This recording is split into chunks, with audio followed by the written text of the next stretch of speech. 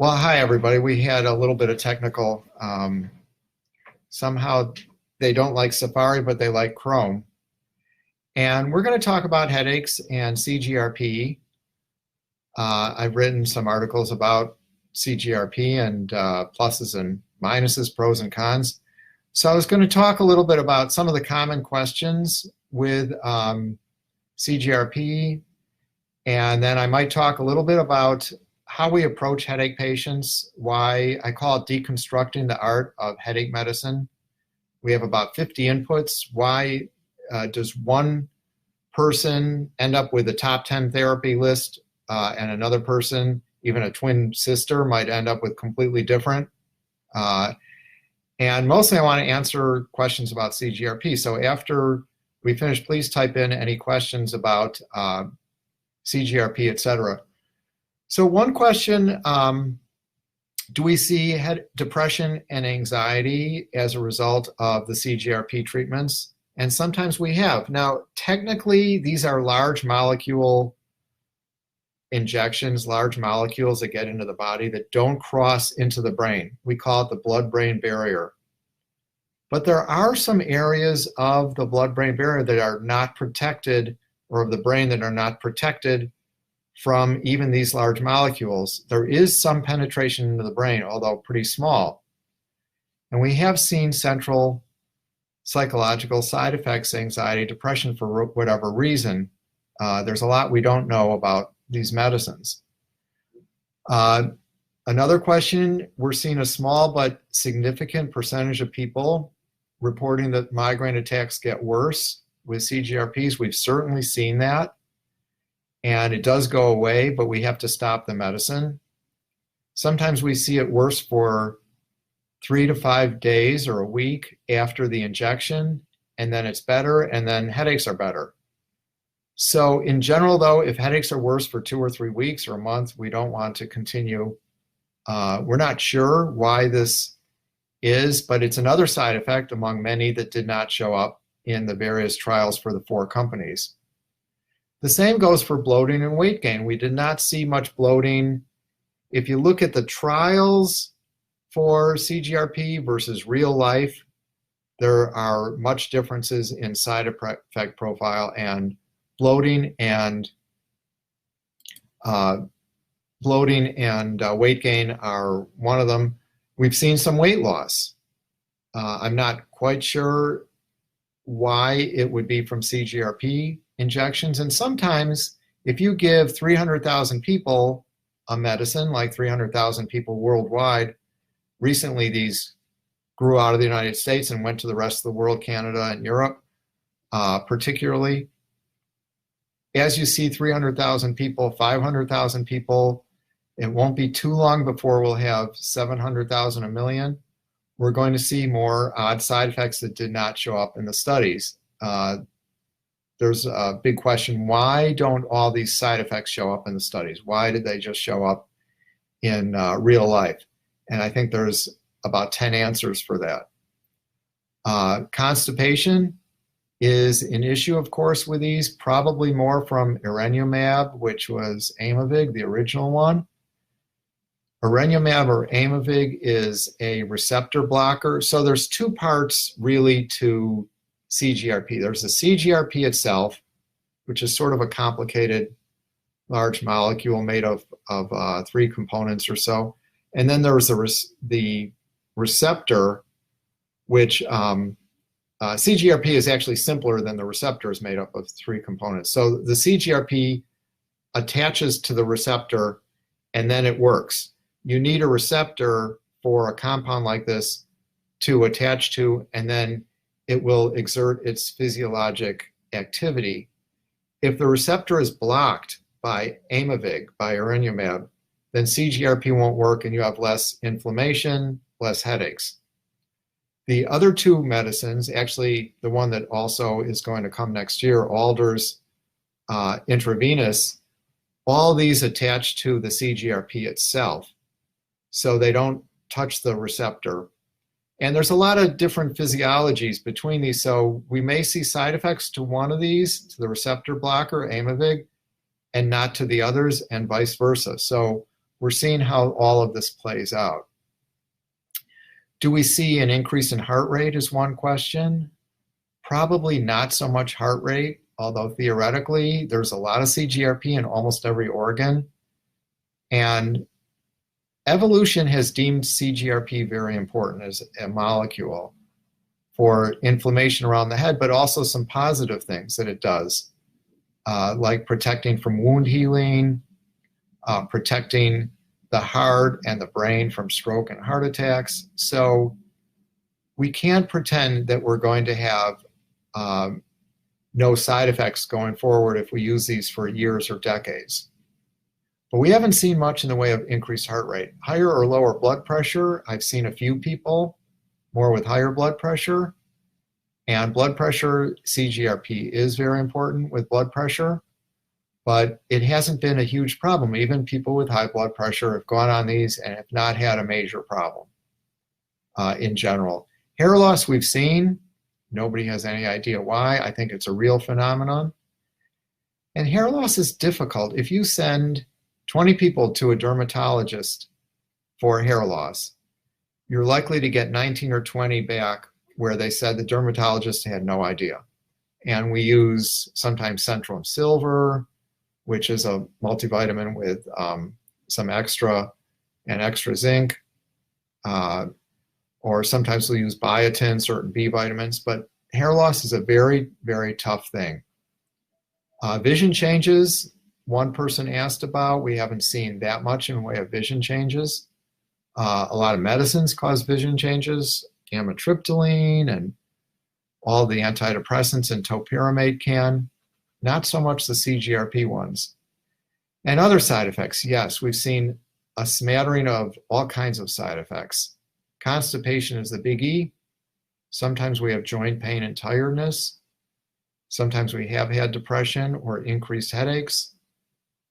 Most people have mild side effects to these if they have side effects at all, and they go away. Now, we have to put this in context that all medicines do have side effects, and topiramate, for instance, can cause kidney stones and severe spaciness and sometimes anxiety, depression, bipolar. Antidepressants have all of their whole slew of side effects, all of the anticonvulsants. And many of the blood pressure medicines that we use for headaches cause this and that, particularly tiredness and weight gain. So it's not as if, well, one class of medicine has side effects in 10% of people or 20%, we're going to stop it. If you look at LASIK, for instance, LASIK for nearsightedness, 1 or 2% of people have severe side effects, and they have all kinds of halos and they can't see at night. LASIK is still popular. So it's really risk versus benefit, and we're going to know more over time. Another question, are side effects more common in certain comorbid conditions such as fibromyalgia?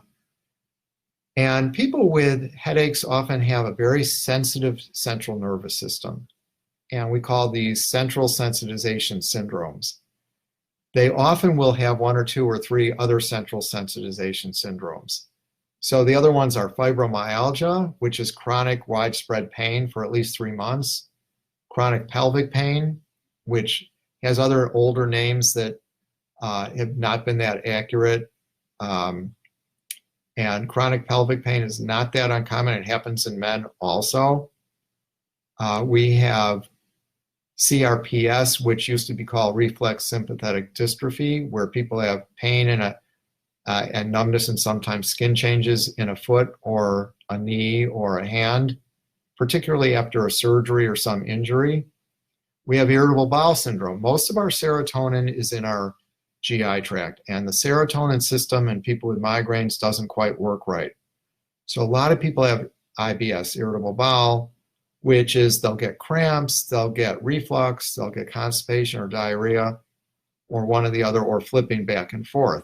If it's more constipation, we call it IBS-C, IBS with constipation, and in that case, we may not want to use the CGRPs as much because they can enhance the constipation. So these central sensitization syndromes are more prevalent in people with migraines, and a lot of people with migraines have 2 or 3 or 4 of these, and they have a very sensitive nervous system. They may have POTS, P-O-T-S, as a youngster, and a lot of people with POTS outgrow it, but POTS is where you have, it's called postural orthostatic tachycardia syndrome. As they stand up, their heart rate goes up, and sometimes blood pressure drops, and we treat it with certain medicines. That's common in people with migraines. So if you have a central sensitization syndrome, chronic migraine, irritable bowel, chronic pelvic pain, reflex sympathetic dystrophy, or CRPS, IBS, what happens, or TMD, TMJ, TMD, where you have clenching and grinding. It's not as if you wake up that morning and you just decide, your muscles say, I'm going to clench and grind. It really comes centrally, more from the brain and spinal cord. If people have 2 or 3 of these, they have a very sensitive nervous system, and they're going to have more side effects from certain medicines, particularly the CGRP ones or any of the migraine medicines. So we go slow and low with medicine. But many of the more prevalent side effects that we've had are people who don't have central sensitive nervous systems, who have no fibromyalgia. They just have migraines. They go on these drugs, and they get tired or joint pains or constipated or worse headaches, etc. Another question, have we seen problem with healing, inhibition of wounds? In theory, CGRP medicines can inhibit healing and decrease healing. I haven't seen that much. In theory, we should be maybe tapering these off before surgery. Burns, CGRP is important in healing burns, but clinically, we haven't seen too much of that or heard of it. Another question, if a patient tries Emgality or Ajovy, which are the CGRP blockers itself, not the receptor, they're what we call the ligand, the CGRP itself. If they've tried Emgality or Ajovy, one or the other, and they have no results with a lot of side effects, is it worth it to try the other? And that's $1 million question. I'm doing a long study. I published one recently on Aimovig and the pluses and minuses over a year, and it's been pretty good, but there's some side effects. And now I'm looking at Emgality and Ajovy and what happens when we do switch from one to another, or from Aimovig to these. I think that if people have a lot of side effects to one CGRP, to Emgality or Ajovy, because it is a CGRP blocker, they'll probably have the same side effects to the other. This is not proven yet.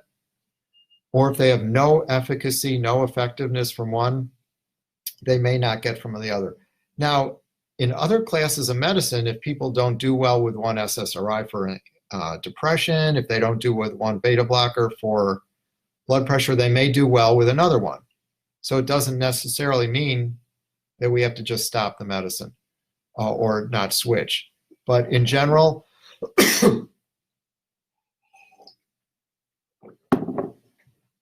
if people have side effects to Emgality or Ajovy and they're more than mild, I'm not switching.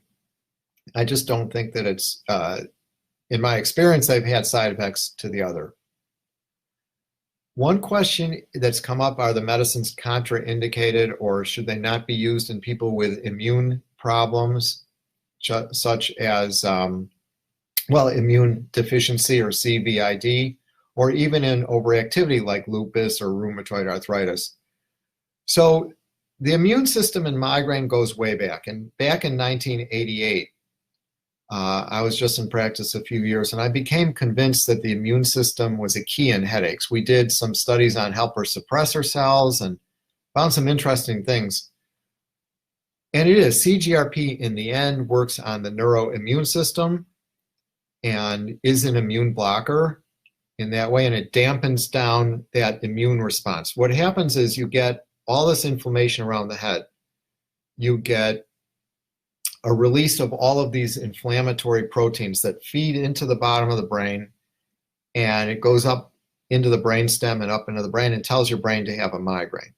If we can cut off that inflammation out around the head and block CGRP from starting the inflammation, it can work on headaches, and that's indeed probably why this is working, although we're never quite sure mechanism of action of why a lot of these work. 20 years after triptans were out, Sumatriptan and Rizatriptan, Imitrex, Maxalt, and the 5 others, we were still not sure where they worked and how they worked. So it's not always clear how something works. Topiramate, Inderal, amitriptyline, we're not 1,000,000% sure why they really work in headaches. So the CGRP medicines, I still have some questions. For instance, these have long lives in the body, long half-lives. Generally, the half-life, which is the amount of time for half of the medicine to go out of your system, is around a month with these. And once you're at steady state where these are in your system, they should last quite a while in your system. But we have a number of patients, and I've seen this on the chat boards, and I'm on headache chat boards with physicians, where the medicines stop working after a week. They work for a week or two, and then they stop working. That theoretically shouldn't happen, but that tells me that there's a lot we don't know about why these work and why these might not work. So there's no absolute contraindication with immune deficiency or CVID or with lupus or rheumatoid arthritis that we know of yet, but we are using them. One question came about, how about using lower doses for people who are sensitive to meds in general? And I'm big on lower doses, and I like low doses. And we tiptoe along with teeny doses. The problem is practically we just have one dose for these, except for Aimovig, where we have the 70 and the 140. So we can use 70 milligrams instead of 140 in people with Aimovig. But Emgality is just one dose, and Ajovy is just one dose. What I do clinically is with Emgality, you're supposed to do 2 of the shots to begin with. It's called a loading dose, 2 of the 120 milligrams. But I tend not to do that, because if people are sensitive to it, I'd rather start low and take another month or 2 for it to work rather than risk side effects. So we can use a lower dose with that. But in general, I like low doses and I like minimizing dose. One question is, a person did write in about her blood pressure is increased on Aimovig since June and it's gone up a lot. It could be due to Aimovig, and it could be from high blood pressure. If there's a family history in middle age or older, any weight gain, often high blood pressure is extremely common. The only way to know is to go off the Aimovig and see. We'd have to wait. Some other questions. The safety of these medicines with people with faulty heart valves. There have not been shown to be problems. We don't know conclusively. But with stroke, I think that in somebody post-stroke or at high risk for stroke, I would tend not to use these. I have seen reports in a few people, now this is out of 250, 300,000 people, of stroke. And I think that it's a theoretical risk factor. But again, I think it's going to be fairly rare to get something like that. Also in congestive heart failure or other cardiovascular conditions, that's $1 million question. If somebody has bad arteries in their heart, they're at high risk for a heart attack. I've been not using these. I've been holding off. Now, sometimes nothing else works. I think if you look at Botox, for instance, it's very safe. We started using Botox 23, almost 24 years ago, and it has 25 years of safety, actually, in the use of headache. You just never see anything bad happening with Botox. So I'm much more likely to use those in people with heart attacks or risk for stroke. Botox is not going to be any problem. But in reality, we've not seen very much in the way of heart problems or anything like that with the CGRPs.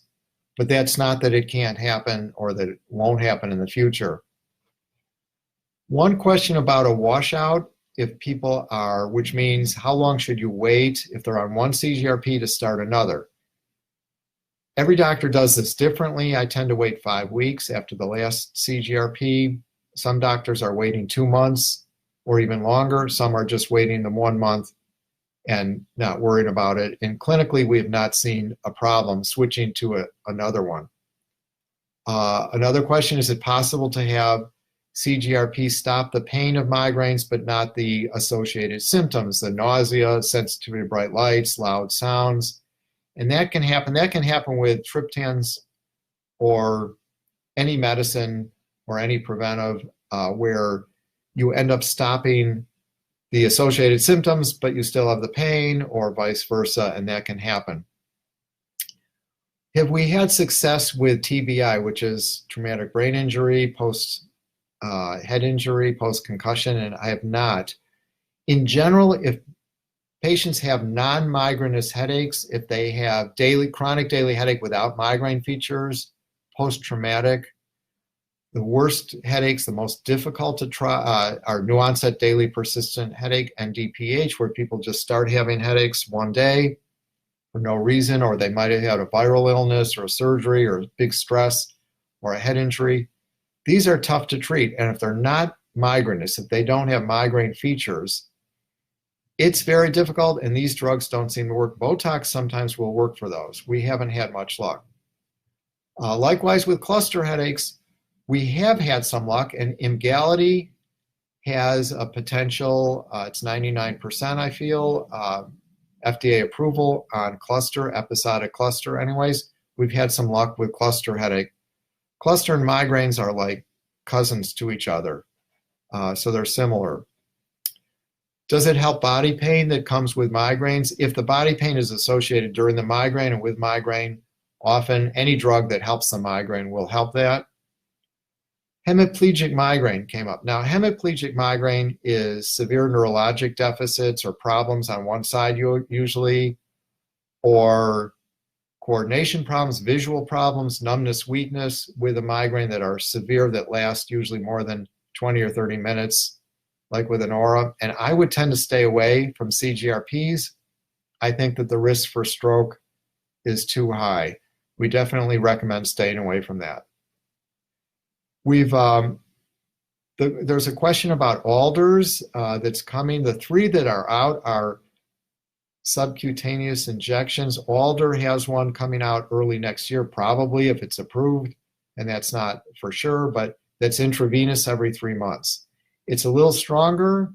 Their data is a little stronger. That it works reasonably well, and I think that there's going to be a good role for the alder. It is every 3 months. You have to go in for an IV infusion.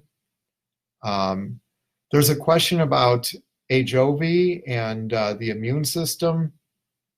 We haven't seen too much problems. There are some people with rheumatoid arthritis on Humira or Enbrel, or multiple sclerosis on monoclonal antibodies. These drugs are called monoclonal antibodies, the CGRP ones, and there's about 75 or more in use now for MS, for rheumatoid, for various things, for itching. And we haven't seen too much as far as interactions with these, and theoretically they can be used together. Theoretically, these can be also used with Botox also. There's a question, can you take your medicine 3 or 4 or 5 days earlier? And I think that absolutely you can. There shouldn't be a big problem. It doesn't have to be exactly on the day. One question is, do these keep working over months? In my studies, sometimes they stop working. I think that pretty much at the end of 2 months, you can predict if somebody's done really well, they're probably going to continue doing well, but not always. If they've done terribly and they've had no results from their headaches, then it's unlikely for them to get better in months 3, 4, 5, and 6, and we tend to switch. I like to give these 2 or 3 months, but I don't think we have to wait 6 months. A lot of people do have great results from these. They're super responders or excellent responders, we call, and I'm studying any predictors of why people might have excellent response versus non-response, 0 to 10 or 15% response. The only predictor, we looked at 20 items, psychological, medical, neck pain, that seemed to predict poor response was daily opioid use. You're more likely to have less response, or severe refractory headaches. If people have, I separate refractory, which is difficult to treat, headaches into mild, moderate, and severe.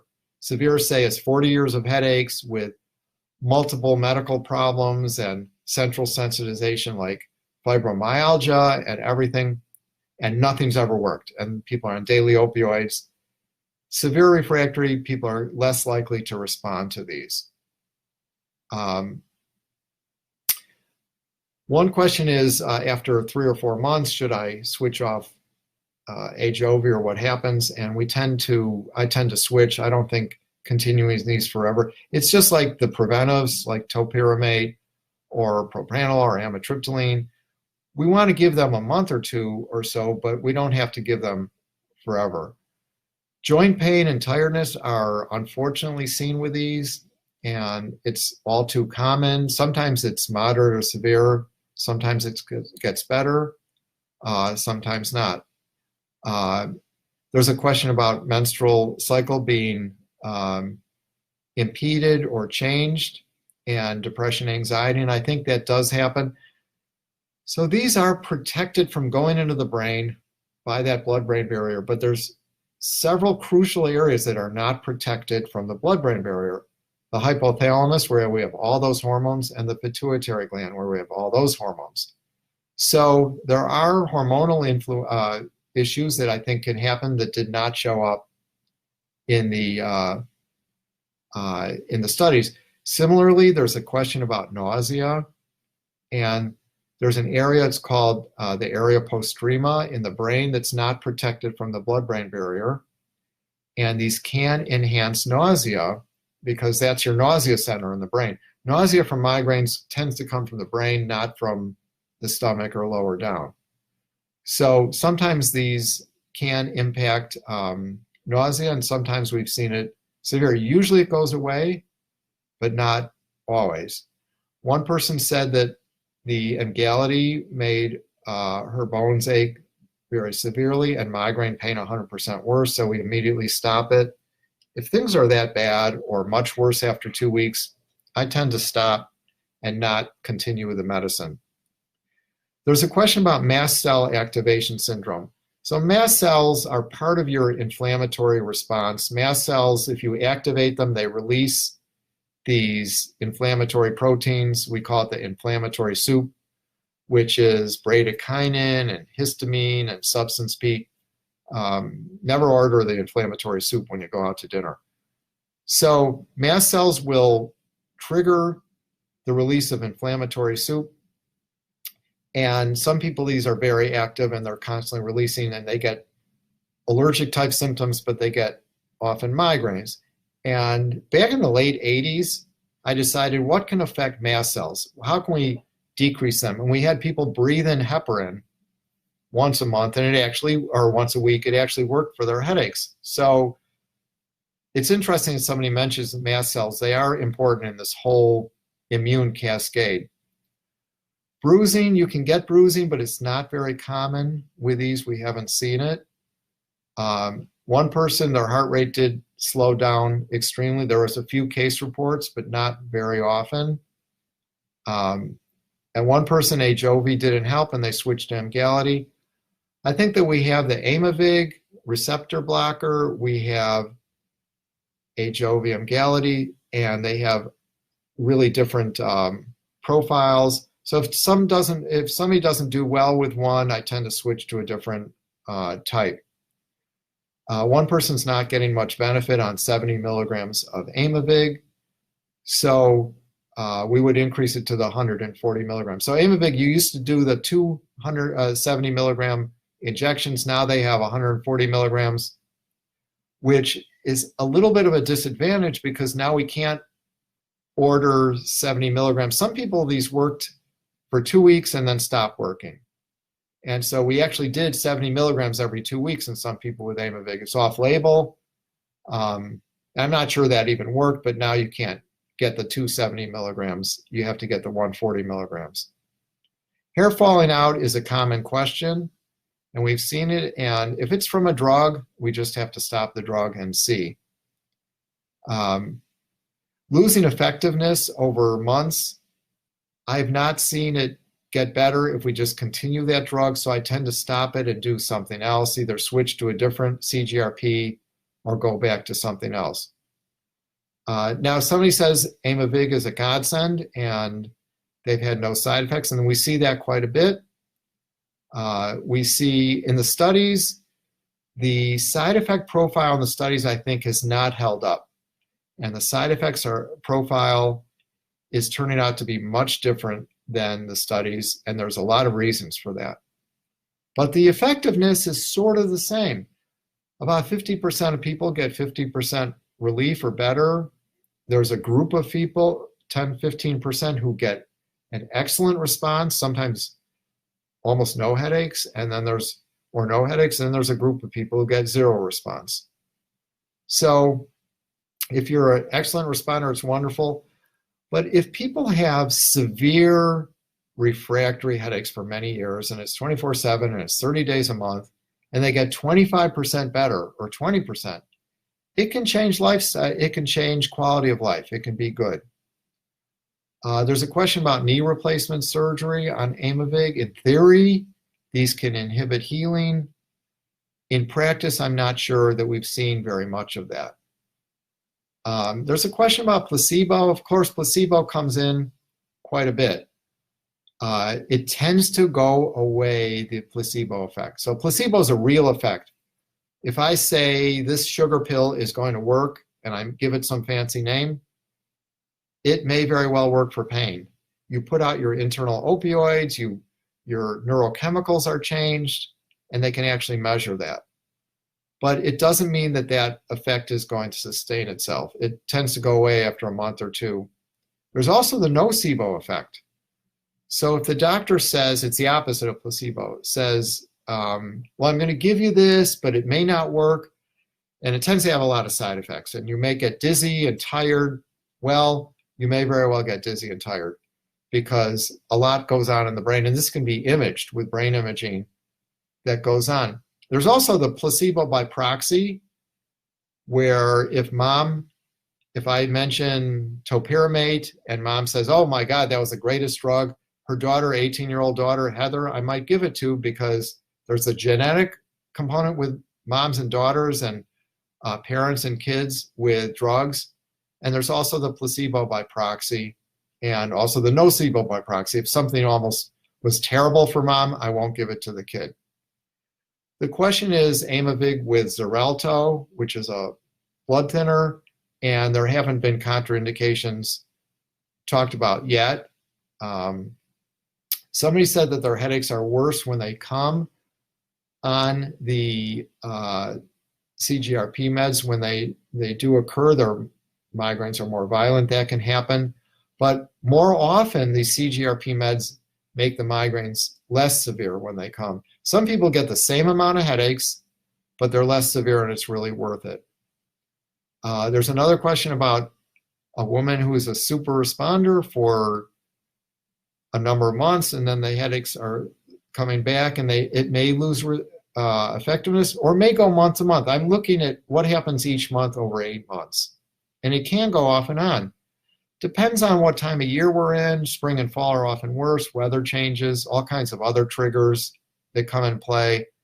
And sometimes they just all of a sudden lose effectiveness and we have to do something else. Chronic cluster patients can have success. I had one chronic cluster patient off-label go on Aimovig. He had had 50 years of severe headache every day, and he's had no headaches for 4 months on Aimovig. That was amazing. Nothing had worked, even an implant. Well, that had helped somewhat. But now the question of migraines and occipital neuralgia and CGRP. So about 1/5 of people with migraines have what we call occipital neuralgia, which is severe, sharp pain, the back of the head, going up the back of the head. It's tender often. And the issue is what to do about that. Often an injection around the occipital nerve will help, some medicines. I think that CGRP meds don't, in general, work for regular neuralgia type pain, unfortunately. There's a question of basilar migraines, which is neurologic effects with the migraines on Emgality. I think that there are more side effects possible, particularly I worry about stroke. and I don't use them with basilar or with hemiplegic migraine, but it's not officially contraindicated yet for that. With cervicogenic causes for headaches, so when people have arthritis in their neck or a pushed out disc, and the neck is really triggering more migraines, the CGRPs may work. It's not been looked at officially. The history of cancer, I don't think that CGRPs are contraindicated. Certainly, in theory, we have not seen a reason why they should be contraindicated in people with a history of cancer. New daily persistent headache, NDPH, several people have asked about. It's always the more severe, it's tougher to get at, and the CGRPs could work if the new daily persistent headache is more of a migraine type component. If it's throbbing, if there's associated symptoms, if it's just chronic daily headache, aching, hurting, no throbbing component, no associated symptoms like sensitivity to bright lights, loud sounds, dizziness, well, the CGRPs are a lot less likely to work.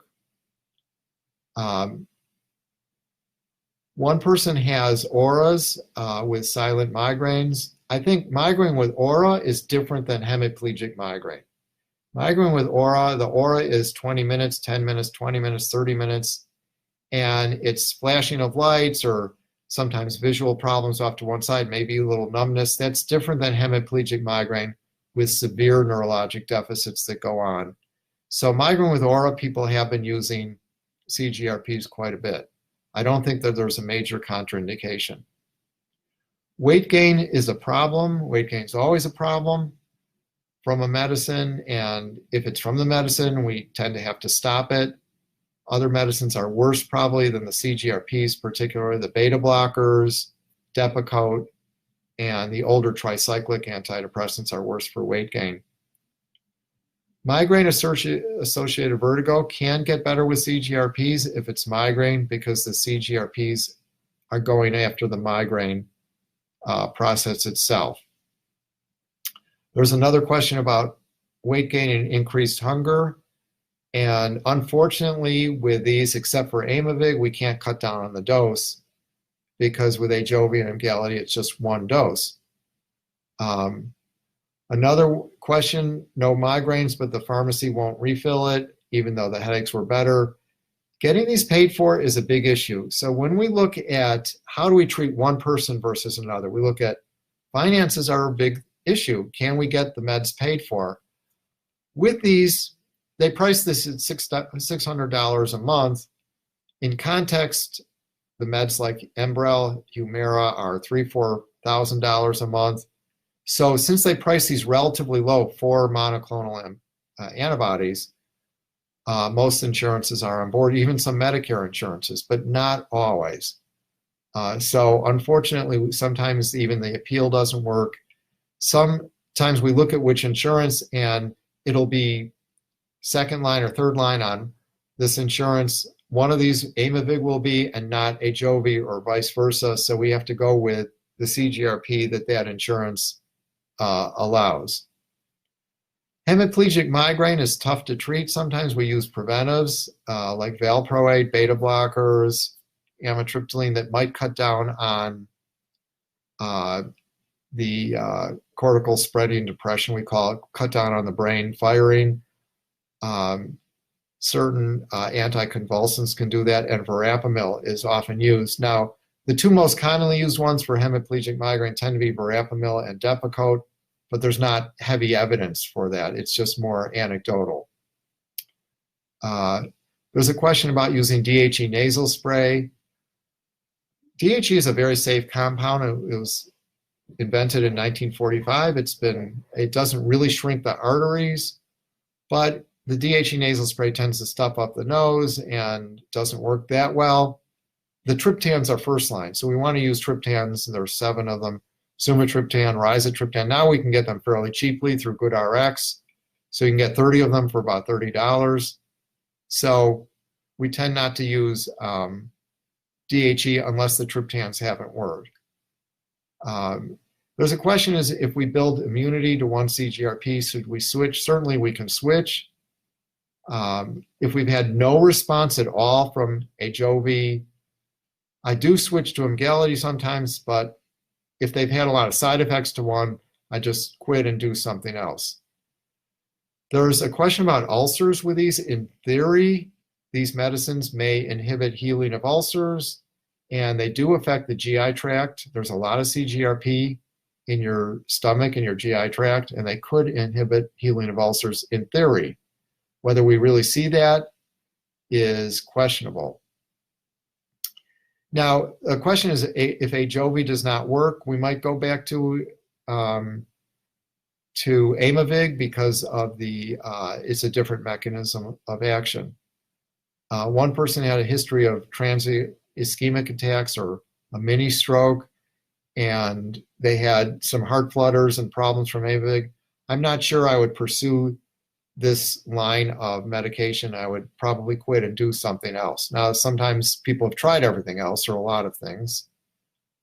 Itching can occur, but it's not very common with these. You can get allergic reaction to anything. A history of cancer, we did answer, and I don't think that it's really a contraindication, but reflux. A lot of people have reflux with headaches or in general, and these tend not to make reflux worse, like a lot of medicines will. Now, in context, if you look at our anti-inflammatories, Advil, Aleve, even Excedrin with aspirin, probably 80% of all our side effects are from the anti-inflammatories. And last year, about 70,000 people, actually, anti-inflammatories contributed to their death in this country. So in context, the CGRP meds may be actually safer than anti-inflammatories long-term, despite all my yapping about possible side effects.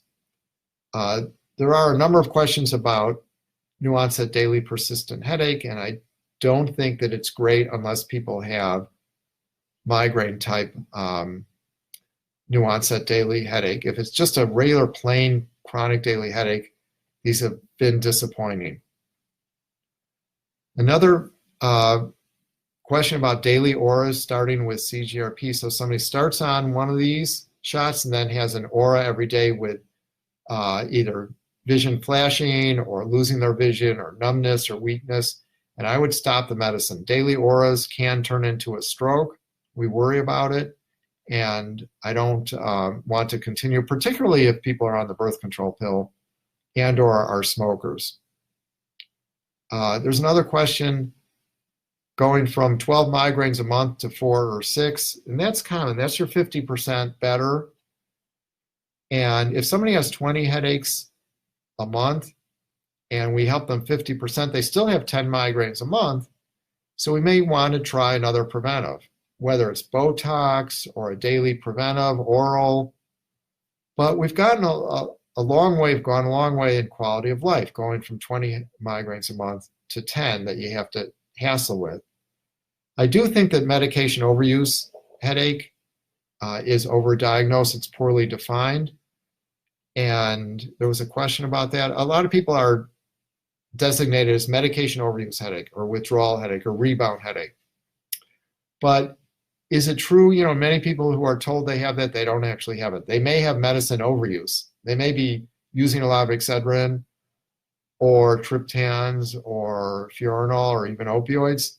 But to prove that people have medication headaches from that medicine, we have to take a careful history, take them off the medicine. It's much more complicated. So these can work with medication overuse headache, though. If somebody's on a lot of Excedrin, these CGRP medicines can work, and they're certainly worth it, even if they're not getting off the Excedrin. We always try to minimize the as-needed medicines, though. But in people with 4 headaches a week, if it's the only thing that works, we'll use the triptans, because what's the alternative? People say, well, you tell me the doctor says only take something once or twice a week, but I have 3 kids and I have to work. What do I do the other 4 days a week? And if Sumatriptan or something's working, we just use it, unless we're sure that it's causing rebound headache. Weight gain seems to be a common issue or question, but we haven't seen that much, but occasionally it happens. I'm not sure the mechanism, other than our weight and our feeding and our hunger is centered in the hypothalamus. And the hypothalamus, which has all these crucial hormones and areas, is not protected by the blood-brain barrier from these medicines. So they do get in there. The newer GPANs, which are CGRP medicines that'll come out in a while, they're called GPANs as opposed to CGRP injections. They're different. They're small molecule, so they do get into the brain. They probably have more side effects. And they're mostly going to be used to abort or stop a headache in progress. The effectiveness of these is going to be mild. They don't work as well as triptans in general, but they don't shrink the arteries.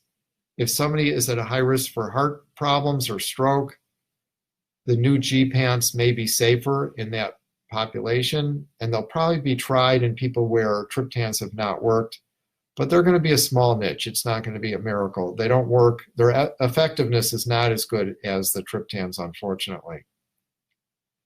Seasonal allergies do come in. Generally, headaches are worse in spring and fall, but everybody has their better and their worst season. And spring and fall, though, we see the most hospitalizations for a headache, the most ER visits. And so a lot of people can tell the weather with their head. So there are some apps that tell the weather. Migraine X is one of them. It has a barometric pressure measure, and it says take your migraine medicine when the pressure is dropping if people are very weather sensitive. The top triggers for headaches, everybody focuses on foods because we're told, well, you eat this food, that food, but in reality, most people with chronic headaches discover 1 or 2 or 3 foods are worse for their headaches. Red wine and MSG sometimes, beer, occasionally aged cheeses and meats, but weather and stress are probably number 1 and 2. Insomnia or sleeping difficulties one way or another, missing a meal. These are all more than foods. Weather is probably, and stress are up there, number 1 and number 2. So with basilar migraines or severe neurologic effects with migraines, I would just not use the CGRPs. I'm afraid of them. There have been a few strokes. I'm just too worried about using these in people with moderate or severe neurologic problems. I know sometimes there's not other problem or reasons, but we have seen people who are on CGRPs who've never had Botox. Botox has a 23-year history, 23 in my practice every day, but 25-year history of safety. And I think that I would rather try to get Botox pre-authorized and do it because nothing ever bad really happens. We don't get the weight gain. We don't get the joint pain. We don't get this and that. Sometimes you have worse headaches from Botox for a week or 2, and then we might quit it. But in general, we don't have the problem. So I would rather do Botox. One question is, if somebody got severe headaches from Aimovig, should they maybe try Emgality or Ajovy? It's iffy. They are different. I would tend to try the other class if they've had headaches. It may very well not happen from that one. Another question is, if these monoclonal antibodies aren't working, do the GPANs have a reason to work? And they work differently. So they both work on CGRPs. The triptans end up working on CGRP. So I think that even though these preventives may not work on somebody, it's worth trying the GPANs when they come out. But what I unfortunately have seen from the studies, and years ago I worked on some of the GPANs, the effectiveness is relatively low. They're not going to be a huge miracle for anybody, but it may be worth trying. And then there's lasmiditan. So it's more of a triptan that's a 1-HTF blocker as opposed to BND, which means it doesn't really affect the heart. So the good news with lasmiditan It's an as-needed abortive that is not going to affect the heart, unlike the other triptans. But the triptans have been out almost 30 years and are very safe in general. Lasmiditan, though, has a lot of dizziness. I'm worried about the annoying side effects with that, and it's not all that effective. So again, like the gepants, lasmiditan is going to be mildly effective, worth it for some people, but not any great miracle. There's a question of upper respiratory or breathing issues with Aimovig, and somebody has allergy type symptoms and cough. It's definitely worth reporting. I think all side effects are worth reporting to the FDA, but whether it's related, it's been very rare and hasn't been reported very much. And another question about hemiplegic or basilar migraine, again, because of the higher stroke risk, I'm very reluctant to use these, even though they might help. I wouldn't be worried about the weight gain particularly. It's so much more with other medicines. If you go on propranolol or other beta blockers or tricyclics or even any antidepressant or Depakote or even gabapentin Lyrica, you're more likely to get weight gain than with these drugs. So it can happen, but it's pretty unusual. The question of TMJ or jaw problems associated with medicines, it's relatively unlikely that these will cause jaw problems.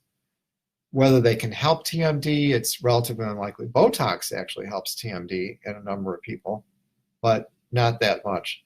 There's a question of flu symptoms and pneumonia since starting HOV. And I don't think it's a direct allergic response. If it's a response, it's more from blocking Cgrp, not an allergy to it. And the person does not want to stop it. That's always an issue. Say you have a drug where you get 90% response and nothing else has worked, but they have a bad side effect. You're reluctant to stop it, but sometimes you have to. Sometimes we just go along, or we might switch to a different type of Cgrp. I myself don't think that they should be used with basilar migraine or hemiplegic migraine. Now, unfortunately, the FDA is slow to change the labeling and put different labeling. It may take a year or two or even longer. We're trying. I've sent some letters to the FDA hoping they would change. So the March 31st Erenumab, Aimovig FDA reports came out on FAERS website, which is the FDA side effect website. And they had 12,000 side effects reported. That's in about 10 months, and 1,200 serious side effects. Now, whether they're all from the Aimovig, probably not. A lot are coincidental. But what it means is that we have significant amount of annoying side effects that should be in the package inserts of these, but it's going to take a while to update the package insert, unfortunately. And a lot of doctors are not aware because the original package insert to all of these has basically no side effects. So they say, well, there's no side effect. The poor patient goes and says to the doctor, I'm having this and this from the HOV or from the Emgality or the Aimovig. And the doctor says, oh, no, it can't possibly be that. Look at the package insert, there's no side effects. So that's the problem. We're not legitimizing what the patient says, and it's not realistic, the side effect profile. So if Botox helps partially, say 30% or 50%, you can add in a CGRP medicine and hope to get another 30 or 40%. If you have a partial response to one, say Botox, and you want to continue, it may be worth it to continue the other, or to add it in to try to get, so if you reduce headaches from 25 a month down to 16, and then you can add something to get down to 10 headaches, that's a big difference in quality of life. Post-concussion, 24/7 headaches are tough. Often not much helps that much except pain medicine, so we've ended up with some people on that. Sometimes the preventives work, and sometimes Botox works for post-concussion, but they're a tough type of headache to try. Sometimes it takes a village to help a headache person. So we do physical therapy, massage, biofeedback meditation, whatever works, sometimes psychotherapy. There's an issue, somebody who's lost 30 pounds on Aimovig. If it keeps going, of course, we have to stop the medicine. We don't want a huge weight gain. We don't want somebody to get too skinny. That's not good. Visual auras increased on Aimovig. Well, the Aimovig can somewhat get in the brain, and it's irritating the occipital lobe, starting those auras. I would have to stop the Cgrp. One person lost weight on one and gained weight on another, and that points out these are different. If you look at the SSRIs, for instance, Lexapro, Zoloft, Paxil, Prozac, they all end up doing similar things, but a little differently. And people have a much bigger, different response to one than to another. Ear ringing tinnitus is very common, and unfortunately it can happen with any drug. What's more likely to trigger ear ringing and tinnitus is antidepressants and NSAIDs, Advil, Aleve, aspirin. So once people get ear ringing, they should see the ENT. They often have a little bit of hearing loss in the high frequencies, and they have to protect their ears. So no, is little Tylenol. Tylenol isn't as bad as the anti-inflammatories or aspirin for ear ringing, but it's not great. Painkillers, we really try to minimize what makes it worse. Somebody has hair log and fatigue, hair loss, and pain in their lower back or possibly kidneys, we would tend to stop it. Any drug that causes more than one side effect like that, we really try to stop. So there's a question about managing migraines with triggers. We always look at triggers. Trying to eat regularly, manage stress, et cetera, et cetera. But the problem with most of the headache books out there is they make it sound as if you just follow our program or you just watch these foods or whatever their magic solution of the day is, your headaches will be 90% better. And unfortunately, headaches are like asthma or diabetes. They're not psychological. They're inherited, genetic, a lot going on in the brain in people with headaches. You inherited a very sensitive nervous system. And in many patients, there's only a limited amount of things you can do. You can eat right, you can go to sleep, try to get enough sleep, you can work on meditation things and exercise. We push all that on everybody. But we don't want to blame people for their headaches, and we don't want to tell people that they're not in control of their headaches. There are things you can do, but we don't want to overstate that, oh, you have to know exactly why you had a headache for each migraine, and you can do something about it, unfortunately. Some people can, some people can't. Now, the issue is, should we wean off after a year? We used to do this with some drugs like Sansert, methosergide. We would take what we call a drug holiday and stop the medication after a certain period of time. There's no evidence that that will help with here. What I'm worried about is long-term side effects. We've been talking about short-term side effects, but long-term side effects are a huge issue. Are we going to get them? Now, Amgen and Aimovig has some pretty decent data at 5 and 6 years now, but it's a limited number of patients. It's been safe for that number of years. So over 10 or 20 years, once we get over 1 million patients, what's going to happen? We don't know. Cgrp does a lot of good things. That's why I don't want to use them in kids under age 18 or even 20, unless we can really help it. Because we don't know hormonally or other long-term issues. So long-term, it's a new class, and I always say use new drugs a lot while they're still safe. I was worried about Botox 30 years ago. 25 years ago, it turned out to be really safe. So maybe we'll get lucky. I hope we get lucky, and these won't have much or anything long-term, just these short-term ones that we've seen. There's a question with headache doctor in Pittsburgh, Dr. Konicki at University of Pittsburgh. Dr. Konicki is a top name in that whole group there. Is supposed to be very good. Heartburn is worse on the Aimovig or Ajovy. We'd have to stop it then.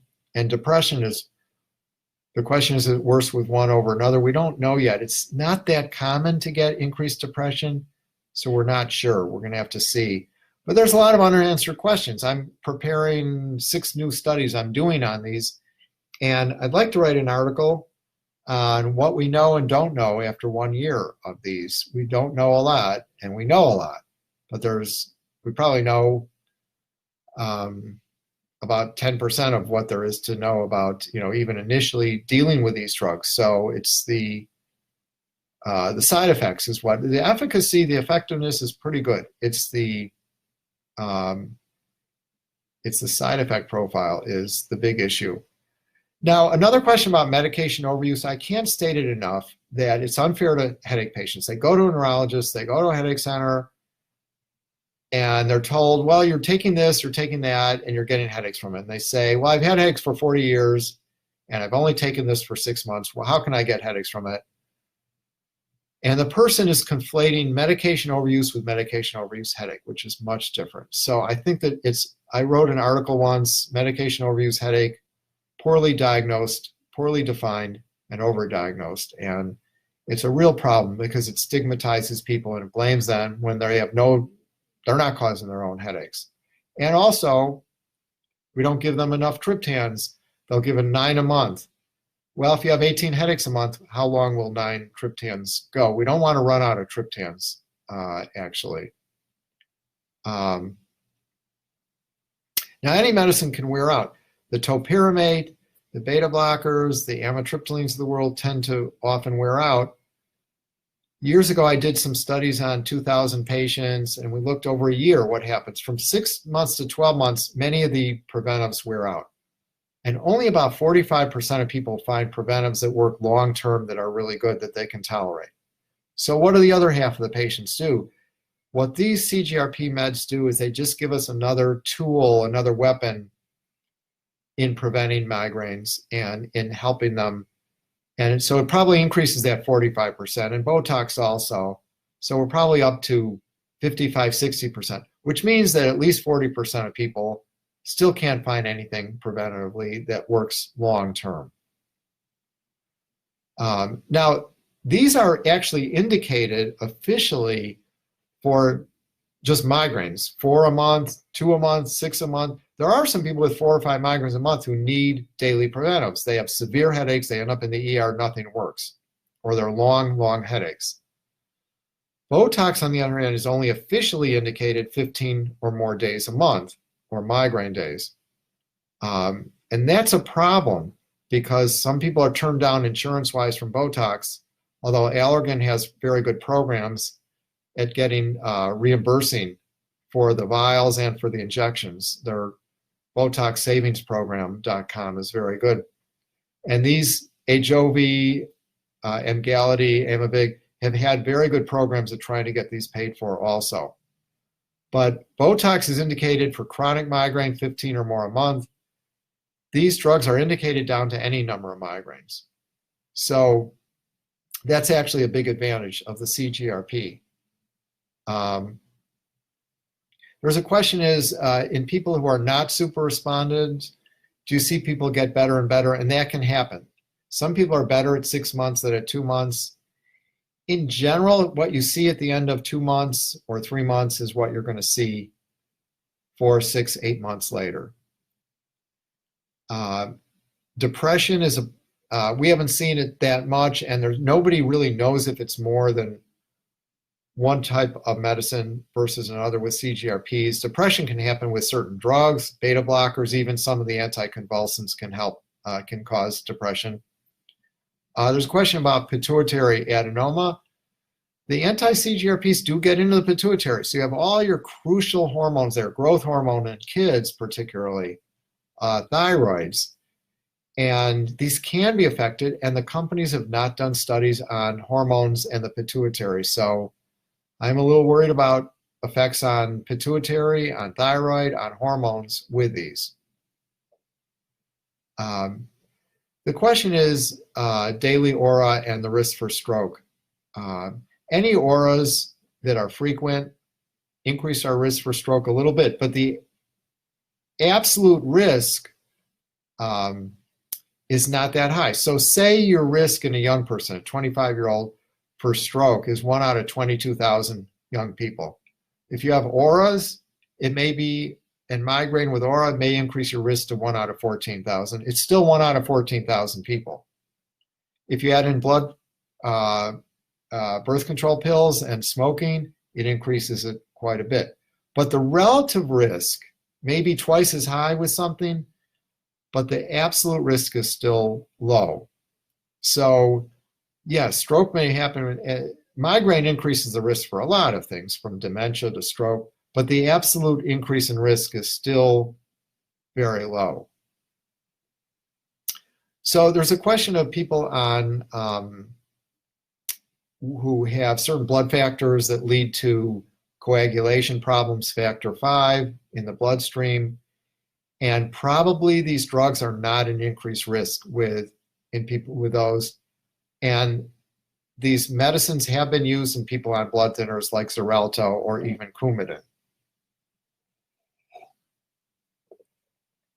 We don't know yet if there's going to be rare side effects with that.